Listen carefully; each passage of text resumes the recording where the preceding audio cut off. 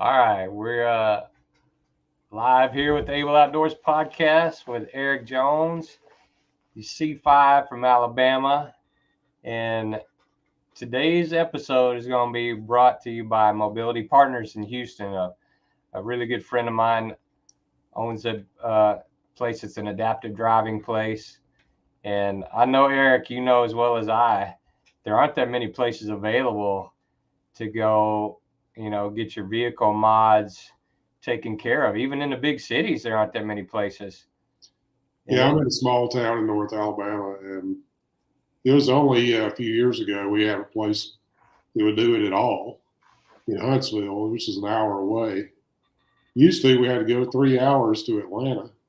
Just think how important that is for us, especially if something happens, if something breaks down, just the smallest thing, and you can't drive. Yeah, that's right. And you're stuck. It was frustrating. You're talking about a lot of freedom. And I tell you what, this guy, Mobility Partner, is a really good guy. I mean, he knows, because we grew up in high school together. He knows how important it is, and I just know he's in it for the right reasons. He's in it to help people. What town is he in? Houston. Okay. Yeah, they just opened up a brand new location. They had to go bigger and better because I guess they're getting too much business, which is a great thing. But I'm gonna go do a vlog over there pretty soon, so there'll be some more stuff coming up on him. Yeah. So back to you, buddy. Eric is for people who don't know, Eric is a lifelong dedicated outdoorsman. He's been injured almost as long as me, 30 plus years. Yeah, it was 1988. So in August to be 35 years. Long time, buddy. Long time. And but hey, it's been some of the best years of my whole life. So that's right. Well, I can't complain. Well, you've done some incredible stuff in the outdoors, and what we're going to talk about today is even more epic, which is Eric went down to Costa Rica to deep sea fishing after some of the biggest fish in the ocean. So tell me how did that idea even come about? Yeah, that's a good question. I got married about a year and a half ago. My wife is from Costa Rica. She's lived in America for the last 20 years. But so I got to thinking one day, I want to meet her family, and I want to catch a marlin. So let's see if they have any marlin in Costa Rica. And sure enough, they got them. I found a resort there that has tournaments every year just for marlin and sailfish. So I knew if they had tournaments there, they had big ones. So I got online and looked it up. There's a few places down there, but the one that seemed the most fisherman friendly and the most handicap friendly was a resort called Los Sueños. Yeah. Which is I think in Spanish that means the dream. Yep. I think. So I contacted them and went back and forth, and we worked out details on the room that I needed. And they had a guy that worked with me there that was just terrific. He made sure the room was going to be accessible and everything. And he got me a room that was as close to the boat docks as he could. And it's a really, really nice resort. They send somebody in to cook breakfast for you every morning in your room at whatever time you want them. And they know you're a fisherman, so they don't mind coming in at 4 o'clock in the morning if you ask them. Well, how'd you find the guide? Did you find someone that's taken someone out in a chair before? No, the resort has its own guide, and that's who I used. And they did a great job. They had a boat that was big enough for me. When I go deep sea fishing, because I'm so tall and my chair is so big. See, I'm 6'5", so when I'm sitting in an electric chair, I take up a lot of space. Yeah. And on a boat, you don't usually have a lot of space, so about 27 feet is about the smallest boat I can fit on. and they had one that was I think it was 32 feet.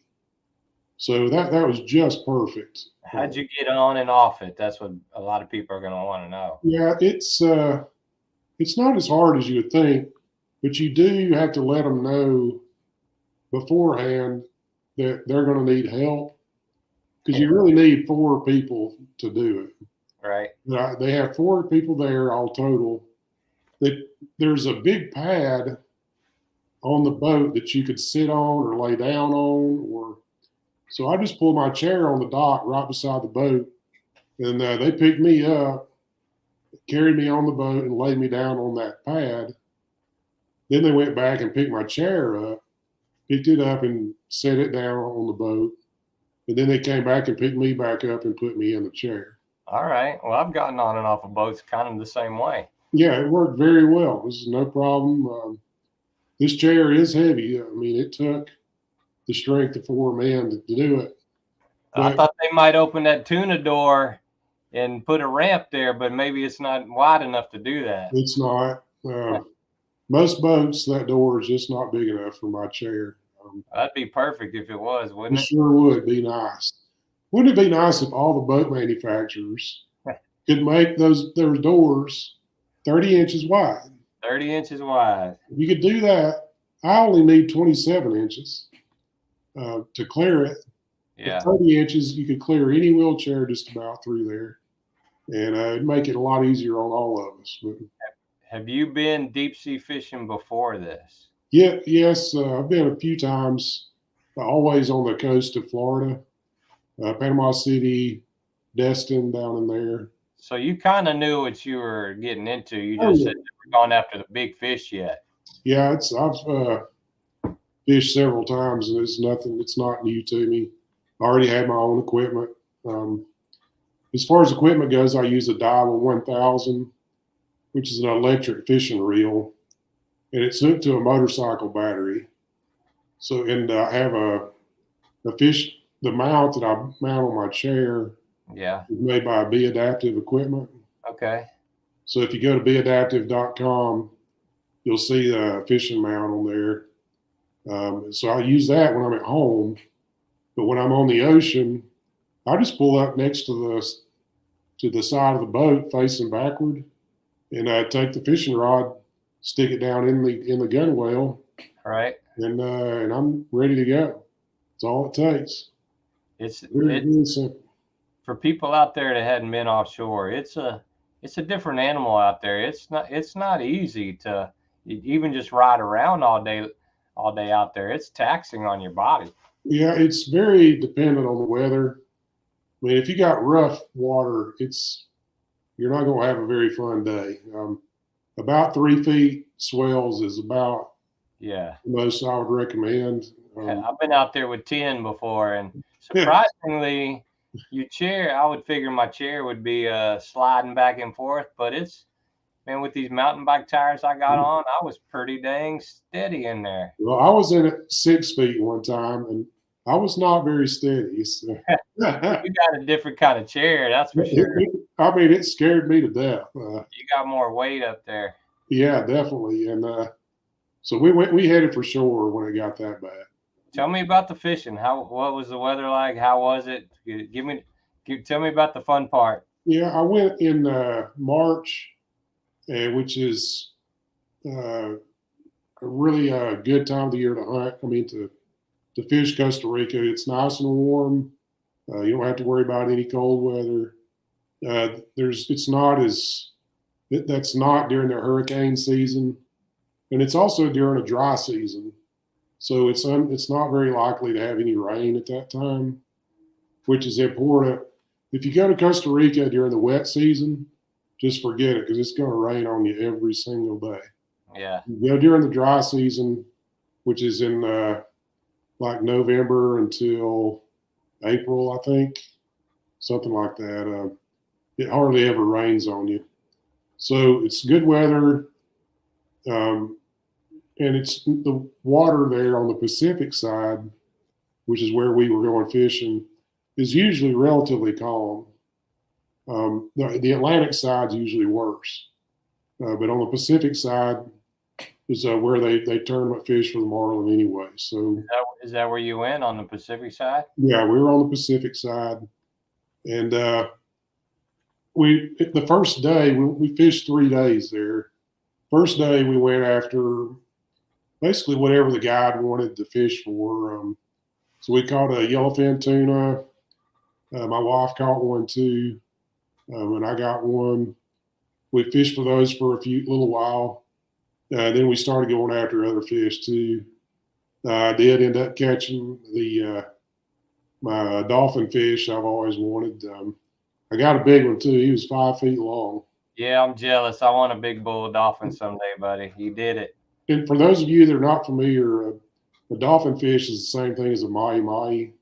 Right. It's not a dolphin. It's a dolphin fish. You know what? You know why they call it mahi-mahi in the restaurants, don't you? Why is that? Because most people think if they called it dolphin, people wouldn't eat it. They would think I'm not surprised at that. 100%. That's why they do it. And it was great. My wife is an amateur chef, so we caught that dolphin fish and those yellowfin tuna. We cut them up, and that night she cooked them on the stove at the apartment. So it was great. For those of you that never had saltwater fish fresh out of the ocean, that is a treat. It is some of the best meat you'll ever eat in your life. Well, and for me, I love this. The saltwater fish, I think, are way better to catch than it's freshwater. I don't want to upset any bass fishermen out there, but saltwater fishing is where it's at. It's a lot of fun because you don't know what you're going to get. I mean, it could be anything. It could be a foot long and it could be 20 feet long. That's the fun of it. I like the ones that run and jump. Those dolphin fish will do it, man. They run and jump. They have a cool way of shooting through the air. I've never seen a fish jump like that. So Eric, you went with the idea. I mean, your trophy was a marlin. Yes. So did you tell your guide that, or what happened? Well, that was the funny part. At the end of the first day, we had a great day. Everybody caught plenty of fish. And we got back to the boat dock, and the guide's name was Brian, and he was from Costa Rica. And I said, "Okay, Brian, tomorrow I want a marlin." And Brian, he had a big smile on his face, and as soon as I said that, he kind of dropped his smile and kind of looked down at the ground, and he looked kind of sad, like we were going to go to a funeral or something. You put the pressure on him. I could tell that he was struggling with the idea of actually making that happen, and mainly he was afraid of disappointing me. I think because you don't just go down there and catch a marlin every day. It doesn't work that way. But after he looked down, real sad, and he kind of mumbled, he said, "Well, okay, tomorrow we will go after a marlin."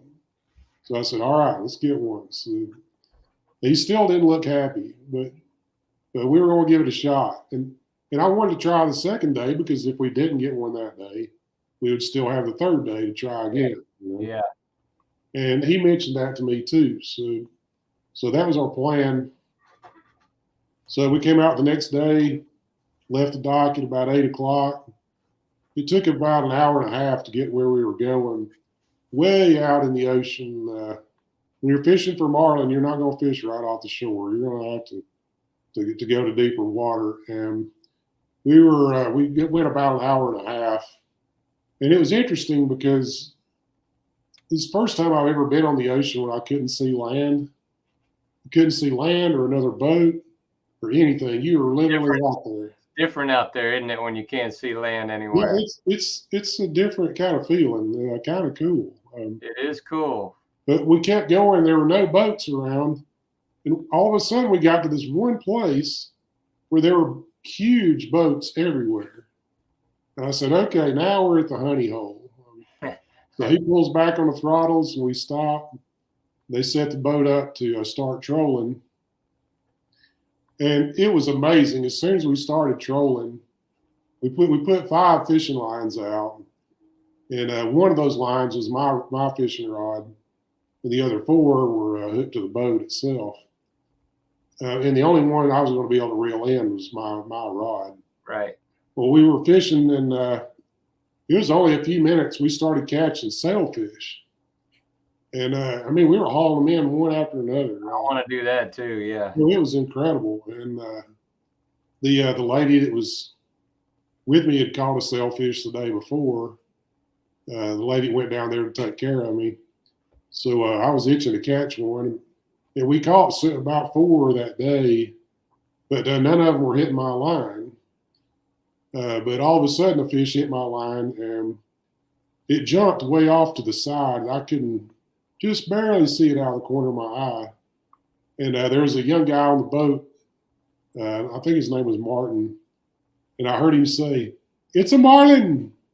It's a marlin!" So the whole boat just went crazy. Everybody was scampering for equipment and gear and getting all in position for this marlin.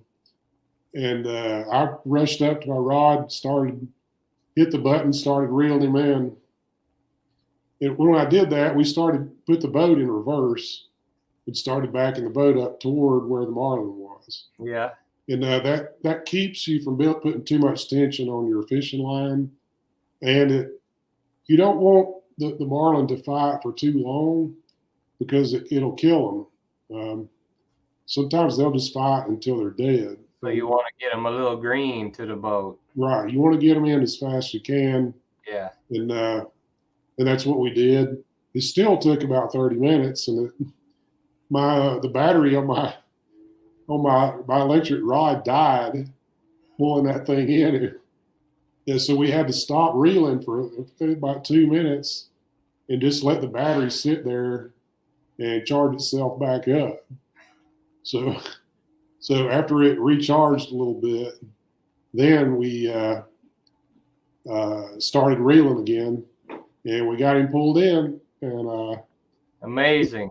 Oh, it was awesome. And the rule down there is that you are not allowed to pull the fish into the boat. Right. What you can do is pull it up alongside the boat, and you lean over and get your picture made with it, and or several pictures in my case. And that's what we did. The guys got as close to me as we could, and I sent you a photo. I hope you can show it there to the audience sooner or later of me with it. He was ended up being a little over 8 feet long. He was a blue marlin. They have a few black marlin down there, but very few. The blues are the big ones. Those are the big boys. Yeah, and he was, he was just an awesome fish. I've never seen anything come out of the ocean so beautiful in my life. Well, you're in rarefied company, buddy. I don't know. You're the first guy I know. Funny story, when I was in rehab right after I got injured, so I had heard of a guy who had caught a marlin who was a quadriplegic, but I have no idea who it was. It was just nice knowing that it could be done because I've always wanted to do that. But I haven't done it yet. So you're the first guy that I know personally who's ever done that in 36 years. Well, it was an incredible thing to accomplish. And going on the whole trip, I tried to be realistic, realizing that it might not happen. But those guys, I had a good boat crew. They knew exactly where to go. They had all the right equipment, the right boat. My wife was patient enough to go with me and help me out during the trip. Well, she did get a trip to Costa Rica out of it. She did. And she enjoyed the good food on board. Crew cooked for us for lunch each day. And she had a good time. The biggest problem I had on that trip was the heat. It's very hot, and I can't sweat because of my injury. So we just have constantly taking bottles of bottled water out of the ice chest and just pouring water on me, dumping it all over my head, arms, legs. And as long as I did that, I was fine. But if I wait till I'm hot, it's too late by then. If you do that, you're going to have to go back in. Well, people don't realize how hot it gets on a white boat out Yeah, there on the ocean when it's sunny. That's yeah, where I've gotten I always bring a rag, a towel to keep in the cooler because you got to wipe down with ice water. That's your last resort. yes. And you got to start washing down with cold water before you get hot. If you wait till you get hot, it's too late. It's because you're not going to cool back down out there. I'm gonna have to set you up, let you try my Icy Breeze cooler out someday when we get together. Okay. You got to try Excellent. it out for it. It's pretty cool, but I don't Yeah, know if you can fly one down there to Costa Rica. I'm sure we could. But I give a lot of credit to my wife. I would not have got that fish without her. She was willing to go out on the boat and spend all that time pouring cold water on me to make it happen. So, Well, we're gonna do it someday together. We're gonna go down there and shoot a show that and would be fabulous. because I want to catch tuna and just like you, a big big bull dolphin, and go after sailfish and marlin for sure. It is so much fun. I can't even tell you how much fun it was. And they've got a good setup down there. It's nice. We'll put that I'll put that info in the comments on probably Sure. on YouTube here, and when I post it on Facebook, I'll do the same thing, buddy. Excellent. Hey man, we're gonna keep it short and sweet. We tried this once before, and the audio wasn't working right. So people are gonna want to hear this story, buddy. I appreciate you coming on and telling everybody. Fantastic. We did go fishing the third day. We tried to catch rooster fish that day. There's a lot of big roosters down there, but we just didn't have any luck. They just weren't biting that day. Yeah, well, don't be belly aching. You got your marlin. Yeah. Listen, I was on top of the world. I mean, just Yeah. I couldn't believe it. It was fantastic. But Chad, thank you for all you do with Able Outdoors. We all appreciate it. You've changed a lot of lives for the better, man. We appreciate it. And before I go, I got to get this in. What? From Gunnersville, Alabama, roll, Tide, roll. You got lucky this year. You know that. You were puckering there at the end too.